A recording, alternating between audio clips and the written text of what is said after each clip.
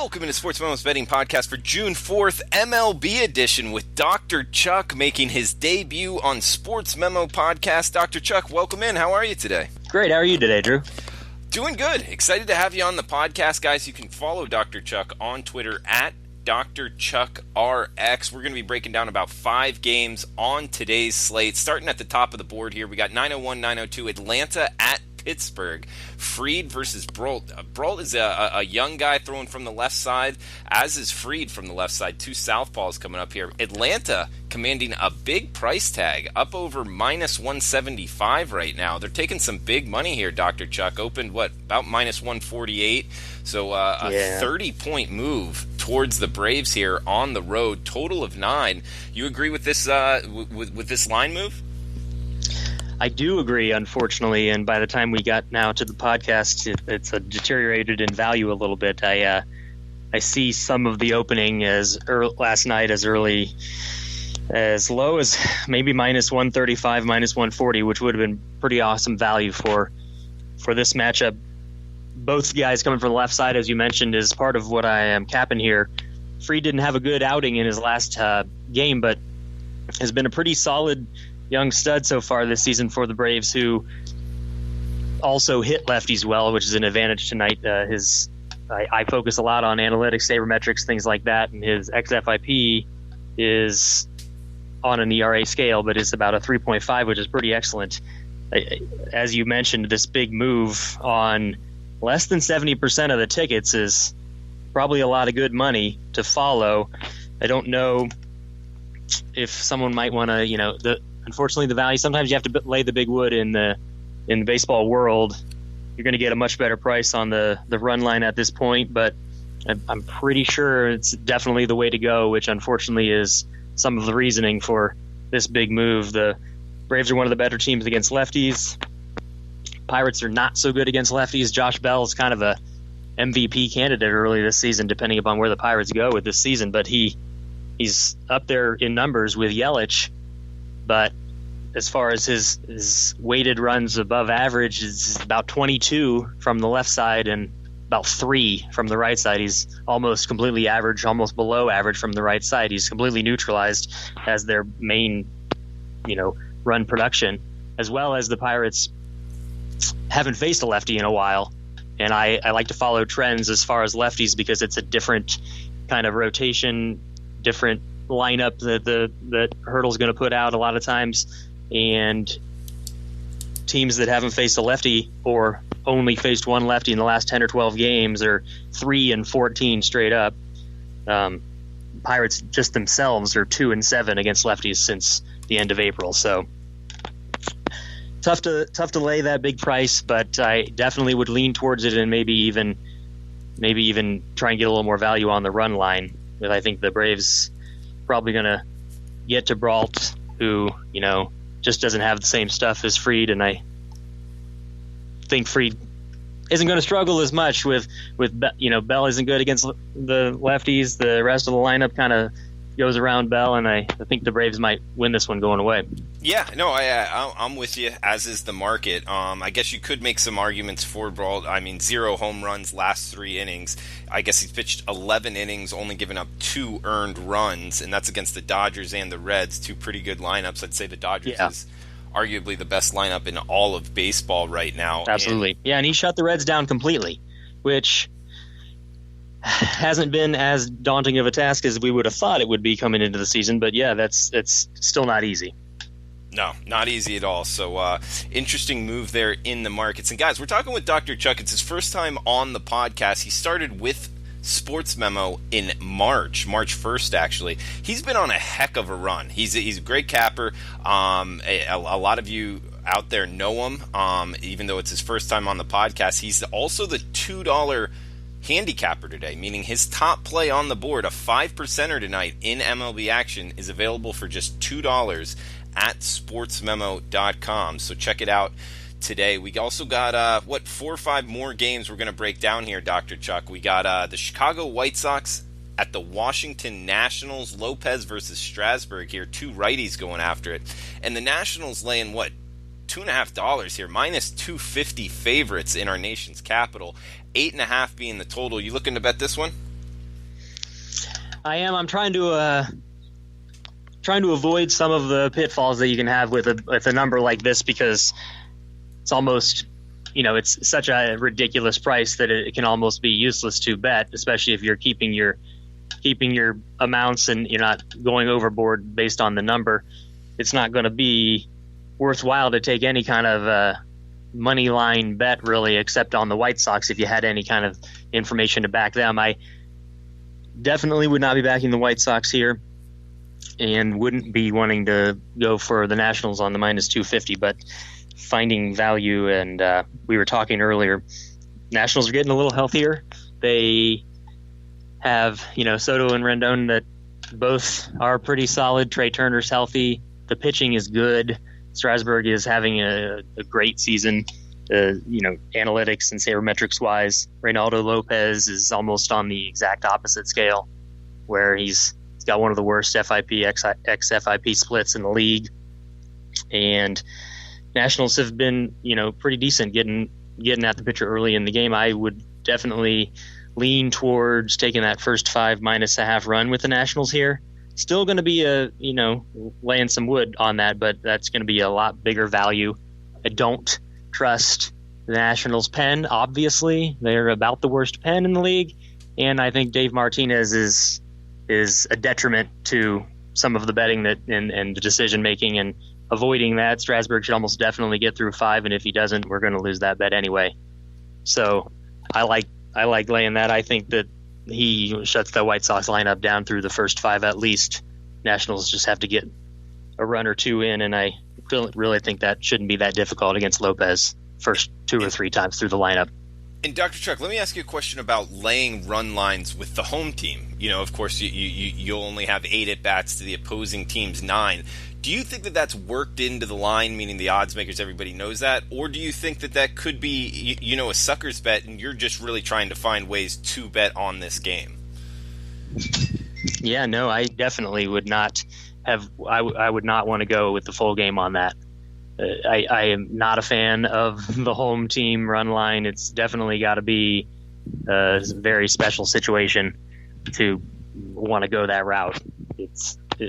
Almost like you said, it's a sucker's bet, because it's not that the pitching is going to devolve or anything like that, but if it doesn't matter, why would you want to be on that side? If you're up 5-2 and 5-4 gets you the win, it doesn't make any sense to you're not getting any more at bats, and that still counts as a win. So I think sometimes it's baked into the line, and I think sometimes it's just bad value. If you're looking for a run line and big chalk, look towards the away team that's going to get the 9 at bats. That's probably already the much better team anyway, if they're going to be a big road favorite. I agree with you. I try to ask a different handicappers that question. Some say, the other way, it's worked into the line, but I don't think so, because I've asked sportsbook directors, multiple sportsbook directors, and they say that their hold percentage, their winning percentage is more when people bet the run line favorite when the team's at home. So absolutely. I agree with you there, Dr. Chuck. And guys, we're talking with Dr. Chuck here, new to Sportsmemo on Twitter at Dr. Chuck RX. And when you go back to his lifetime at Sportsmemo, he is number 1 on the board. Since he started in March 1st, he's number 1 at Sportsmemo, and we have multiple handicappers in the green in terms of full year-long standings. Teddy Covers being one, myself another. But Dr. Chuck's on above us, and he's 309, 262, 54%, plus 112 percentage net gain loss. So those are some impressive numbers, Dr. Chuck. I'll tell you this. 2 things come to mind. 1, you're making money. And 2, that's right, you're high volume, man. You're a lot higher volume than I am. Have you always been like that, putting out a lot of plays? Especially with baseball, hockey, those type where it's almost behooves you to be higher volume. You're going to base a lot of things on, so many things are happening just in a week. It's just so different from a NFL, college football type season where you're focusing down, some of your favorite plays, and it might just be a couple of them, because the situation's different. Everything changes from day to day with baseball. There's a game every single day, and I kind of think my motto is, if you don't have a solid play or at least a solid lean in half the day's slates, you are going to find it hard to be profitable. All right, well, good stuff. And guys, it's Dr. Chuck, a real doctor out there, lives with his family in Columbus, Ohio. So it's going to be tough to get him on the podcast much, but when we do, good listen here. Hopefully gets the listeners on some right sides here. We got another game here in the AL East, Dr. Chuck. We got New York Yankees at the Toronto Blue Jays. Tanaka versus Clayton Richard. Clayton Richard, man, this is a name from the past. If you've been betting against him over the last, decade, you've probably made some money. I don't have his year-long stats in front of me, but I know that... You could be retired. Did he? No, I said you could be retired maybe if that's your play, is just to fade Clayton Richard. Oh, yeah, he's been terrible. One of the worst starting pitcher bets there is. I actually thought you said he retired and then he came back, which it wouldn't actually surprise me. But yeah. Either way, we're seeing the Yankees minus 190, total of 9 here. What are you thinking here, Dr. Chuck? Well, it's a good, interesting parlay from the discussion we just finished that last segment with. This is going to be a run line minus 1.5 with the Yankees. They get the 9 at bats, like we were saying we like to avoid. Pretty decent price you're going to get, close to the minus 120 to 130 range, which is pretty solid to get the Yankees in an away, minus 1.5 situation. Jays, it's pretty rough. Obviously it's rough when the Jays are purposely starting Edwin Jackson every 5 days and Clayton Richard every 5 days. It's hard to back them at all. They're 1-9 their last 10 straight up. Richard's 0-2. It's been pretty rough. In his 2 starts, he's only 8 total innings. He's walked 6, given up 3 runs. Both division foes, and kind of, got it handed to him by those. Yankees, the situation that I like here is away favorites that are bigger than a minus 180 line in the first game of a series are 15-4 on the run line. The past couple seasons, if it's before the All-Star break, 16-3 straight up. Profit on that's huge because you're not laying that massive minus 200 plus some, or here, it is just a little under the 200. But in addition to that, where I don't like the home team, like we said with Strasburg, and the whole minus 1.5 there because of some of the extra factors outside of that, I like this bet for the exact reason that the Yankees have the best bullpen in the league. Best FIP x FIP split of any bullpen, in addition to the fact that other than the Tigers, the Jays have the worst offense, including the worst offense at home. Their offensive sabermetric split is a minus 15 wins or weighted runs above average. They have a 267 weighted on base average and just 65 weighted runs just since the start of May. It's grim. And it's not just grim on the mound for the Blue Jays. It's grim on the lineup. I had mentioned this to some people earlier that the Rookie of the Year race is going to be given to Vladimir Guerrero Jr. just based on his name, but he doesn't have any better stats than anybody, and he's the bright spot in their lineup. It's rough. Yeah, I agree with you. It's kind of like people are talking about him a lot, and, he's supposed to be this great player, but he really hasn't done anything yet. And I like to bet on what hitters have done, and what, they're going to do right now, not necessarily, it's a big name and he projects well in the future. I think that you can actually make money kind of fading that kind of stuff, right? Oh, absolutely. Yeah. And it does make you wonder if, since his debut, the two of the batters in that lineup are Vlad Guerrero's son and Craig Biggio's son, and one of their starters is Plesac's son, and it's just not they're full of nepotism, but they don't have a lot of ability. Much worse pitchers than Masahiro Tanaka have shut them down, and he is pretty solid.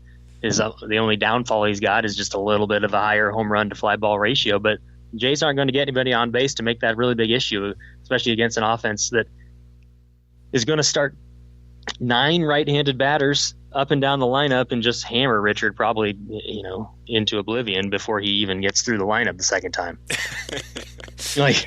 Yeah, this is not setting up well for the Jays. I No. like a good breakdown, Dr. Chuck. And guys, we got a couple minutes left here.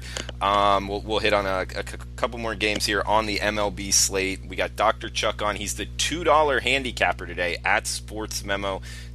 For just $2. You can get his 5% play. Also got some bonus offers to boot with Teddy Covers 5%er on the NBA Finals as well. You'll get a discount code to get that for a discount when you get the $2 play. It will be in the analysis. Excellent. So, Yeah, that's great.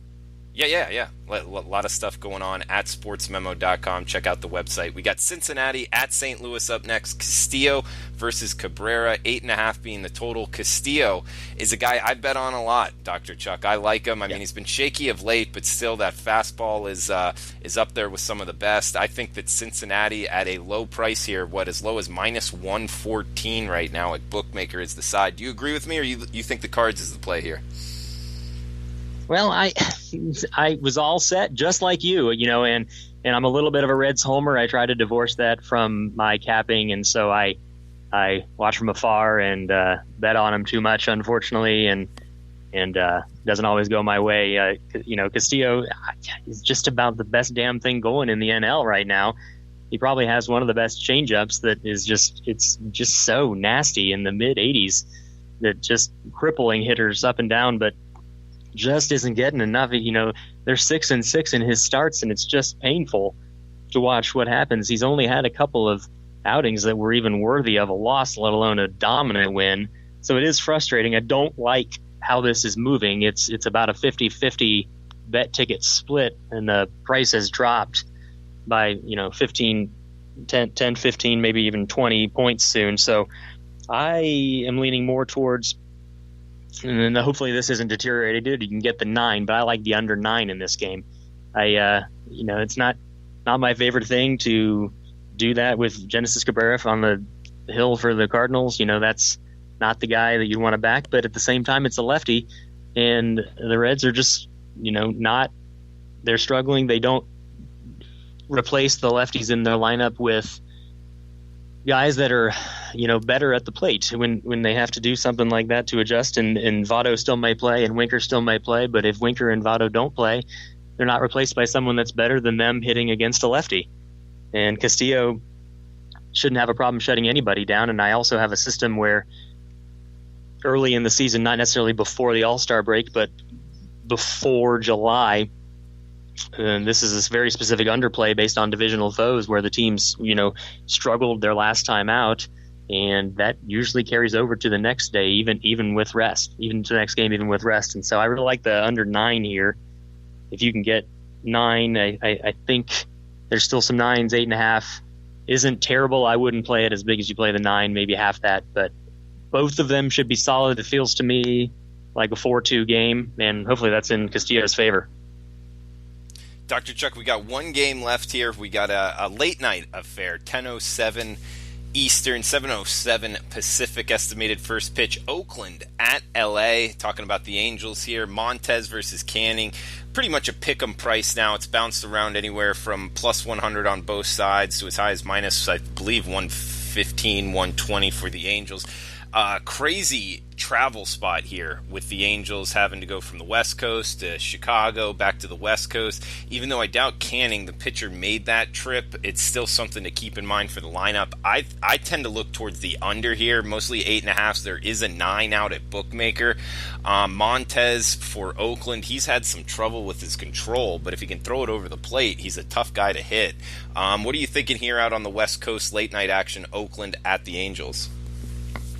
Yeah, definitely. I like where your head's at on that. It's hard to know what to make of what the Angels had to do. And like you said, Canning probably didn't travel, and maybe that wouldn't matter anyway. I think that's more of a thing. It's kind of like with rain delays. I don't worry so much about the pitcher with a rain delay as much as I worry about the hitters with their very specific routines and superstitions and things like that. Even if Canning did travel, I don't know if that would hurt him, but I can't imagine that the Angels are going to be, up for this. I also like backing Montez, so I do kind of like the under here. I also would lean towards a little bit of a money line play on the first 5 of the A's, which is going to be a pretty solid price, right around the same price as for the full 9. Just because I can't imagine, I don't know what will go on as the game carries on, but hard to imagine the Angels come out fresh, motivated. The A's are off a pretty bummer of a weekend. The rarity of going on an 11-game win streak and following by a 5-game losing streak is actually something I realize it's the first time that's ever happened. And they, should rebound a little bit. I trust Montez more than I trust Canning, and I would probably just think I don't know what will happen late. And the A's didn't look too solid against the Astros in that 3-game series, especially in late innings. And so I like the full game under. I like the first 5. Especially if you can get the 9 on that total. Like you said, I think bookmakers got one. Mm-hmm. And what was the stat you said was the first time ever? 11 game. Now, in database history, so I can't go back as far as, baseball's a long time coming. But the A's had an 11-game win streak and followed it with a 5-game losing streak. And in database history, that had not happened. Wow, interesting. In the other 4 or 5 times that a team had won 11 and then lost 4, they won that 5th game. And the Astros shut that down. Unfortunately, it was the Astros, and they're not similar to the Dodgers and Yankees. They're not really on this level at the moment. It doesn't matter. Doesn't matter what their lineup looks like. They continue to plow through teams, and so I also kind of lean towards that being why the A's might look like a normal team tonight and maybe even get out of the gates pretty well. It's not the Astros anymore, and nobody's on that level. So, all right, man. Well, hey, good breakdowns here, Dr. Chuck. First time on the podcast. We'll have you on soon. Guys, check out Dr. Chuck on Twitter at Dr. Chuck RX. That's DR Chuck RX. Also, he's got the $2 play, $2 top play, 5%er up tonight in MLB. Check it out at Sportsmemo.com. Just $2, and he's up big time for lifetime in Sportsmemo. A couple months now, he's up over 100% ROI. So great job, Dr. Chuck. We'll have you on again soon. Thanks for the time. Best of luck out there, guys, and we'll talk tomorrow.